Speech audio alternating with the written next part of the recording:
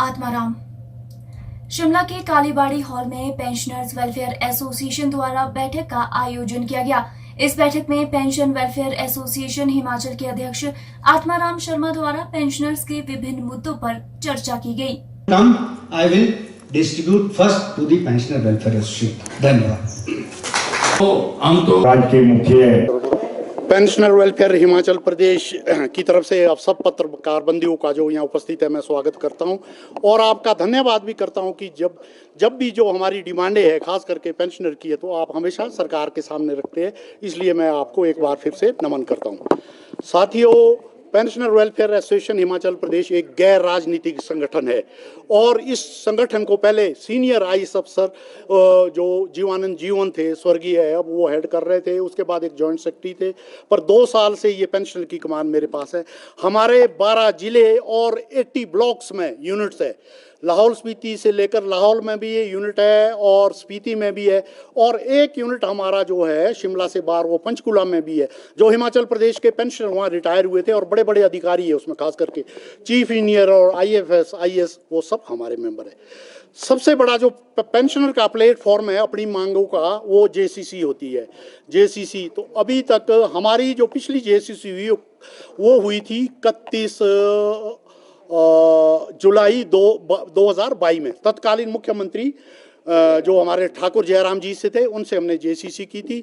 उसके बाद जो अभी जो प्रेजेंट सरकार है इनसे नहीं हुई, क्योंकि 2023 में एक बहुत बड़ी आपदा आई, आप जानते हैं। उस टाइम हम अपनी मांगों की क्या बात कर सकते थे। हमने तो उल्टा ही पेंशनर वेलफेयर एसोसिएशन ने एक दिन की जो पेंशन है उनको दी, जो तकरीबन 11 करोड़ 30 लाख के करीब बनती है। साथियों, पेंशनर की जो डिमांड्स है, सबसे बड़ी बात है, बड़े दुख के साथ हमारे को ये कहना पड़ रहा है, 10 साल बाद पे कमीशन की रिपोर्ट आती है 10 साल में, और जो अभी हमारा पे कमीशन है 2016 से आए हैं। सेंट्रल गवर्नमेंट का ये 7th पे कमीशन था, पंजाब गवर्नमेंट का ये 6ठा पे कमीशन था, और जो पंजाब गवर्नमेंट जब पे कमीशन देती है उसके बाद ही हिमाचल प्रदेश के पेंशनर को और कर्मचारियों को जो है इसका लाभ दिया जाता है।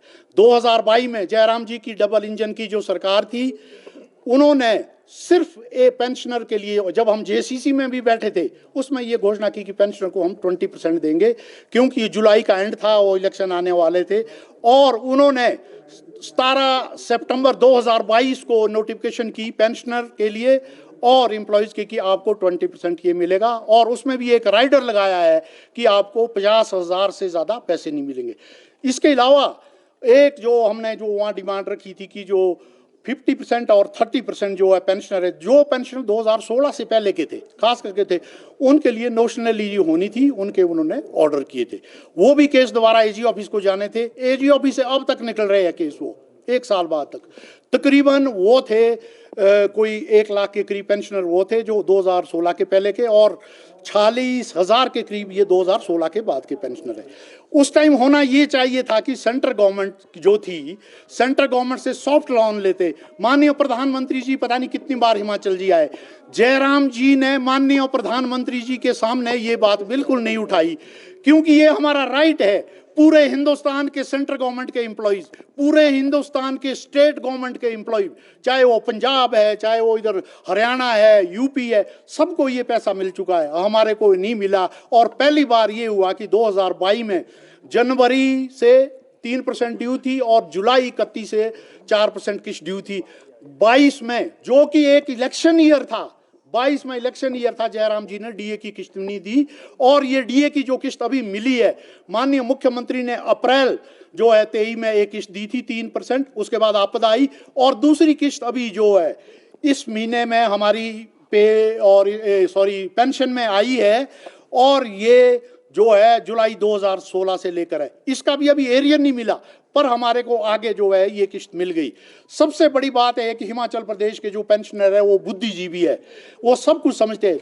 3-4 दिन पहले यहाँ एक घनश्याम जी है, वो भाजपा पूर्व कर्मचारी के प्रकोष्ठ के वो संयोजक है, और इसके अलावा वो अपने आप को कभी बोलते हैं कि हम भारतीय पेंशनर समाज का भी मैं ऑल इंडिया का वाइस प्रेसिडेंट हूँ। यहाँ भी है 2-4 आदमी किसी डिस्ट्रिक्ट में इकट्ठे कर दिए, 2-4 उधर कर दिए, तो वो उनका संघ बन गया। उन्होंने यहाँ एक मीटिंग की और उसमें सरकार को और पेंशनर को गुमराह करने की कोशिश की गई कि ये जो मीटिंग है पेंशनर की मीटिंग है, और इस पेंशनर की मीटिंग में तत्कालीन मुख्यमंत्री माननीय जयराम जी ठाकुर को बुलाया था और भाजपा के प्रदेश अध्यक्ष को बुलाया था। मैं आप लोगों के माध्यम से यहाँ कहना चाहता हूँ, आज अगर हम चाहते तो कोई भी मंत्री यहाँ जाता, और अगर हम चाहते तो मुख्यमंत्री को भी हम बुला सकते थे, पर हमने अपना जो हमारा स्वरूप है नॉन पॉलिटिकल उसको कंटिन्यू किया है। आज हमने जिला शिमला के कार्यकारिणी जो हमारी बुलाई थी, सब हमारे 10 ब्लॉक है, सबसे दूर दराज के ब्लॉक जो है कुपुई है, चिड़गांव है, चौपाल है, रामपुर है, रोडू है, सब ब्लॉकों के अध्यक्ष और जो जनरल सेक्रेटरी यहाँ उपस्थित थे, और जिला सोलन के जो प्रधान है हमारे केडी शर्मा, वो भी यहाँ उपस्थित इसलिए आए हैं कि हमारे राज्य में चीफ एडवाइजर है। हमने इनसे पूछा कि हमारे को क्या करना चाहिए ऐसी स्थिति में, तो हमने यही ठीक समझा कि आप लोगों के माध्यम से और इस पेंशनर के साथियों को ये सारी बात बता देना चाहते हैं। आगे भी हमारा ये क्लियर है कि पेंशनर जो है कोई अनपढ़ नहीं है, ये वो जानते हैं कि एक तरफ नेशनल गवर्नमेंट बोलती है और यहाँ बोल के जो प्रदेश के अध्यक्ष थे बोलते हैं कि ये ट्रिलियन इकोनॉमी की तरफ जा रहा है। पार्लियामेंट की एक स्टैंडिंग कमेटी बैठाई थी जिसमें पेंशनर को, हिमाचल के पेंशनर को भी मिलना था और सेंटर के पेंशनर को भी 65 साल की उम्र पूरे होने पर 5%, 10 साल की उम्र पूरे होने पर 10% और 15 साल की उम्र पूरे होने पर वो 15% मिलना था। अभी सिर्फ हमारे को जब 80 साल के आप हो जाते तो 20% पेंशन मिलती है।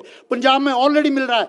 स्टैंडिंग कमेटी होती है, सब एमएलए की कमेटी है, उन्होंने ये बोला, और उस जो माननीय जो हमारी मंत्री है फाइनेंस मिनिस्टर, और उनकी तरफ से लोकसभा में ये जवाब आया है या राज्यसभा में कि हमारा कोई इरादा देने के नहीं है, क्योंकि हम फाइनेंशियल क्रंच से गुजरे हैं। मेरा कहने का मतलब है, एक तरफ तो आप ट्रिलियन इकोनॉमी की बात करते हैं और दूसरी तरफ आप जो पेंशनर का ड्यू है वो नहीं देना चाहते। इसके बाद कोविड के दौरान भी जो हमारी पेंशनर की थी, वो हमारी 1.5 साल की जो 3 किस्तें थी डीए की फ्रीज की थी, उसका एरियर ही कोई 35,000 करोड़ के करीब बनता है। वो भी अभी तक जब उसकी वहां बात सेंटर में बात करते हैं वो नहीं मिला। आप लोगों के माध्यम से मैं माननीय प्रधानमंत्री जी से भी यहाँ अपील करना चाहूंगा कि जो सेंट्रल गवर्नमेंट के एम्प्लॉई है और स्टेट गवर्नमेंट के एम्प्लॉई है, जिनका की हमारे 1.5 साल का जो डीए का जो एरियर है वो 35,000 करोड़ के करीब पड़ता है, उसको रिलीज किया जाए। Bureau report, city channel, Shimla.